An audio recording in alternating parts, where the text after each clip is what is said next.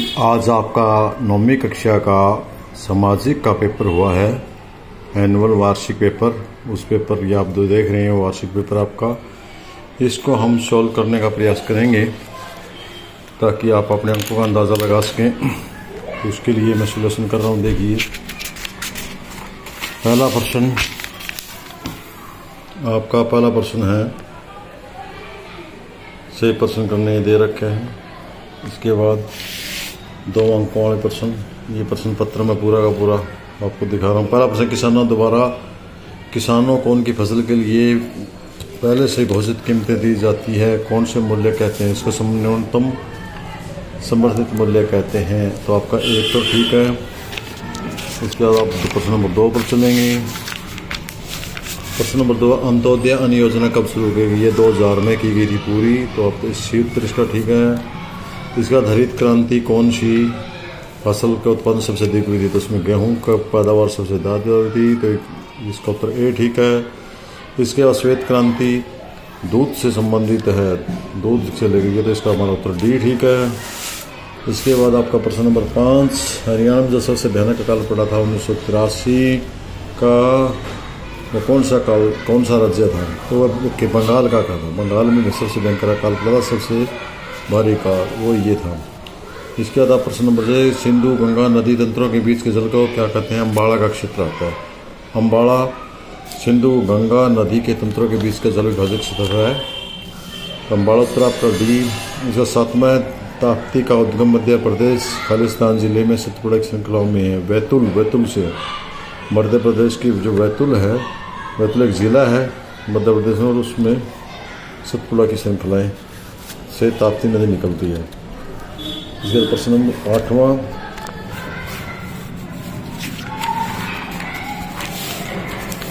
प्रश्न नंबर 8 है आपका। देखिए भारत में का जनघनत्व प्रति व्यक्ति कितना है? तो ये 382 वर्ग किलोमीटर होता है। 382 व्यक्ति प्रति वर्ग किलोमीटर भारत में जनसंख्या 2011 की जनसंख्या के अनुसार। इस बार संविधान खालिस्तान का लागू हुआ था। संविधान 26 जनवरी 1950 को लागू हुआ था भारत में। तो आपका उत्तर नंबर ये सी ठीक है।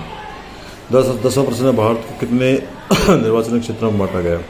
लोकसभा की 90 सीटें हैं, विधानसभा की 90 सीटें हैं, लोकसभा की 10 सीटें हैं। तो इसका उत्तर 10 सीटें, ये उत्तर आपका सही है, बी उत्तर ठीक है।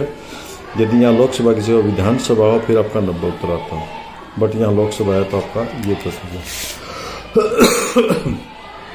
इसके बाद अगला प्रश्न है, उम्मीदवारों का नामांकन हेतु न्यूनतम आयु कितनी होती है? वैसे यहाँ उत्तर हमें 25 वर्ष देंगे, इसका डी उत्तर। लेकिन जो पंचायती राज उसमें 21 वर्ष भी होती है। पंचायती राज के अंदर जो स्थानीय सरकार होती है उसमें इलेक्शन की 21 वर्ष होती है, लेकिन राज्यसभा में, लोकसभा में और विधानसभा में 25 वर्ष होते थे। यहाँ पर हम 25 वर्ष दें, क्योंकि इन्होंने क्लियर नहीं किया कि उम्मीदवारों को, कौन से उम्मीदवार नामांकन हेतु आयु कितने वर्ष की होती है। यहाँ यदि लोकसभा या विधानसभा आ जाए तो 25 वर्ष देना है, यदि स्थानीय सरकार, पंचायत, सरपंच, MC वगैरह आ जाए तो 21 वर्ष देना है। इसका दिन में से कौन सा मौलिक अधिकारों का उदाहरण नहीं है? ये बिहार में मजदूरों के खेत में काम करने जाना, ये तो उदाहरण है, क्योंकि इसमें उसकी स्वतंत्रता का अधिकार लागू होता है। ईसाई मशीनों द्वारा मशीन स्कूल की श्रृंखला चलाना, ये धार्मिक स्वतंत्रता का होता है। ये भी है, सरकारी नौकरी में औरतों मर्द के बदले समानता का अधिकार है। ये धार्मिक स्वतंत्रता का, स्वतंत्रता का। माँ बाप द्वारा बच्चे की संपत्ति में आना, ये संपत्ति के अधिकार में आता था, जो आजकल मौलिक अधिकार नहीं है। तो हमारा उत्तर डी रहेगा, मेरे अनुसार है। बाकी आपने कन्फर्म कर लें अकॉर्डिंग टू मी। आगे आपका प्रश्न नंबर 13, भारतीय संविधान में इनमें कौन सा अधिकार देता है? काम का अधिकार नहीं देता, पर्यावरण का अधिकार नहीं देता, अपनी संपत्ति की रक्षा करने का अधिकार देता है, और अधिकार नहीं देता। 14वां है, इनमें से कौन सा भारतीय स्वतंत्रता का, भारतीय नागरिकों को नहीं है सरकार की आलोचना कर सकते हैं, सशस्त्र विद्रोह भाग लेने की नागरिकों नहीं है। तो हमारा उत्तर बी रहेगा। इसके बाद आपका आर्य समाज की स्थापना किसने की थी? आर्य समाज की स्थापना स्वामी दयानंद ने की थी। देखिए हमारा डी उत्तर रहेगा। बाकी मैंने पढ़ने की जो व्याकरण नहीं है, हमारा गलत है। स्वामी दयानंद ने की थी, हमारा उत्तर बी रहेगा। आर्य समाज की स्थापना स्वामी दयानंद सरस्वती ने की थी, इसलिए हमारा उत्तर बी रहेगा। ये गलत, ये गलत, ये गलत, क्योंकि स्वामी विवेकानंद ने रामकृष्ण मिशन की थी, राजा राम मोहन राय ने नहीं की, ब्रह्म समाज की थी राजा राम मोहन राय ने। आगे कुका नामधारी आंदोलन वास्तव में धर्म सुधार का आंदोलन था। असहयोग आंदोलन कब आरंभ हुआ? ये असहयोग आंदोलन 1920 में शुरू हुआ था, तो आपका डी उत्तर है। इसके बाद हम आगे चलते हैं।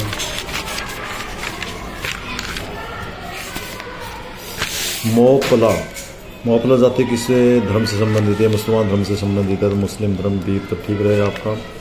नेताजी सुभाष चंद्र बोस ने अपना गुरु किसे देशबंधु सत्येंद्र दास को बनाया था? हमारा उत्तर ए ठीक है, बाकी हमारे गलत हैं।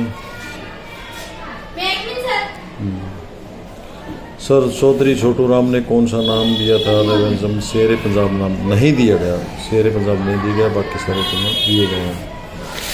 प्रश्न में बेरोजगारी, ये प्रश्न आपको करवा रहे हैं, बहुत आसान है, कर सकते हैं। मैं प्रश्न पत्र दिखा रहा हूँ आपको। जन्म मृत्यु दर हमें संसद की आवश्यकता क्या पड़ती है? बहुत ईजी प्रश्न है ये। मैं प्रश्न अब आता है आपका प्रश्न उसका केस स्टडी का। पहले केस स्टडी आप इसको पढ़ सकते हैं आराम से, वीडियो रोक करके, ज़्यादा समय ना लगे। मैं इसी से उत्तर बता रहा हूँ, आपको पढ़ के दिखाऊंगा तो आपकी समय ज़्यादा लगेगा। पहला प्रश्न है इसमें, मिट्टी की उर्वरता किसके अधिक प्रयोग से कम हो गई है? ये पहले में आया था। उर्वरता के अधिक कारण यहाँ से लेकर के अधिक प्रयोग से, उर्वरकों के अधिक प्रयोग से, ये इतना भी दे सकते हैं आप, और यहाँ तक भी लिख सकते हैं, आपकी मर्जी है, कहीं तक लिखेंगे। 1 नंबर प्रश्न है। 2 नंबर प्रश्न आपका है, जल वंशपर की मुख्य कमी का क्या कारण है? तो यह नलकूप, नलकूपों से सिंचाई के कारण वंशपर करता जा रहा है। तो नलकूप, अकेला नलकूप भी लिख सकते हैं आप, और ये पूरा भी लिख सकते हैं।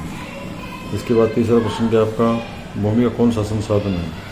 भूमि प्राकृतिक संसाधन है, पहले लाइन में आया था आपका। ये प्राकृतिक भी लिख सकते हैं, और पूरा इतना भी लिख सकते हैं।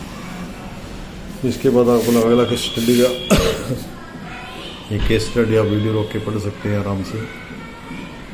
फिर से हम प्रश्न पूछते हैं, भारत में पौधों की कितनी प्रजातियां हैं? इसमें दिया हुआ है भारत में लगभग 47,000 पौधों की प्रजाति, ये तरह से इतना ही लिख सकते हैं आप। इसके बाद 2 पौधों के नाम बताओ जिन्हें फूल नहीं आते।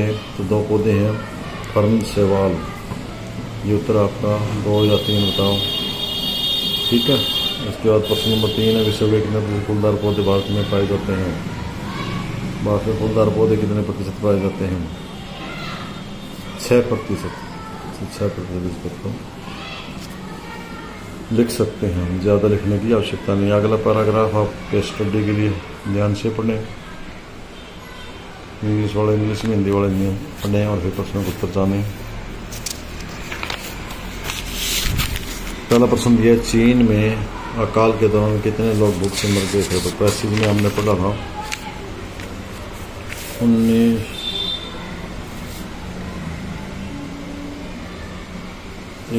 3 करोड़ लोग, करीब 3 करोड़ लोग। ये हम लिख सकते हैं। प्रश्न ब्रेक। प्रश्न नंबर 2 आपका विश्व इतिहास में भयावह काल किस देश में पड़ा और कब पड़ा? तो यह था चीन में पड़ा, 1958 में पड़ा।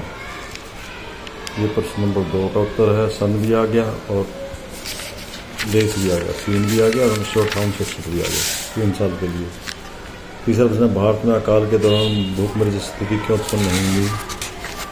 इसके लिए हम प्रश्न नंबर ये है, सरकारी नीति व्यवस्था होने के कारण, यहाँ से लेकर आप यहाँ तक लिख सकते हैं। इसका तीसरा उत्तर, ठीक है, यहाँ का तीसरा उत्तर आया।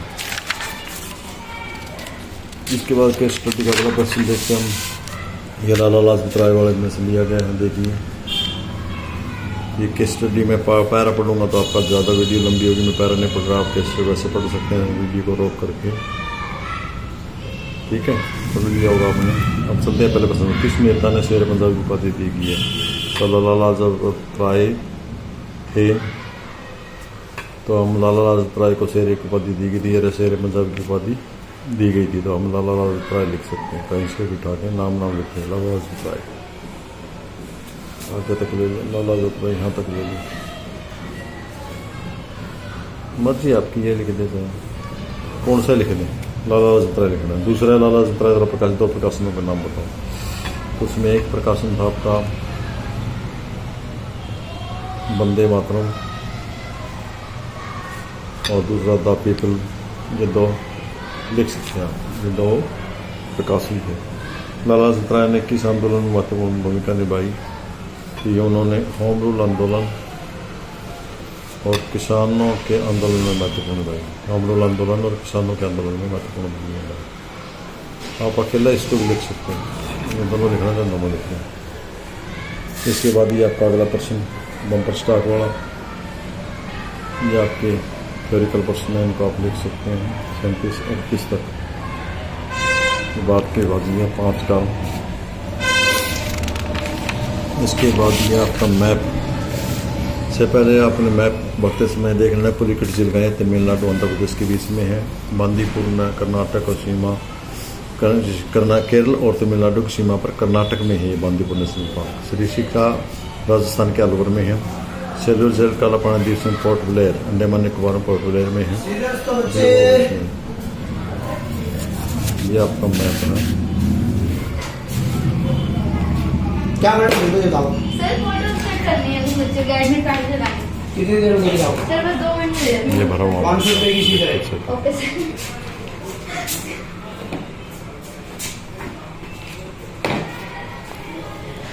हमारा पहला नंबर पे था, 1 नंबर पे पुलिकट यहाँ है। ये इस जगह पर आंध्र प्रदेश में और तमिलनाडु की सीमा के साथ लगता पुलिकट। इसके बाद 2 नंबर पे हमारा बांदीपुर नेशनल पार्क इस बिंदु पर है, जहाँ पर केरल की और तमिलनाडु की सीमा लगती है, लेकिन है कर्नाटक में। और उसके बाद सरिस्का बांध राजस्थान में अलवर ज़िले में, और अमृतसर यहाँ पंजाब में। ठीक है, धन्यवाद।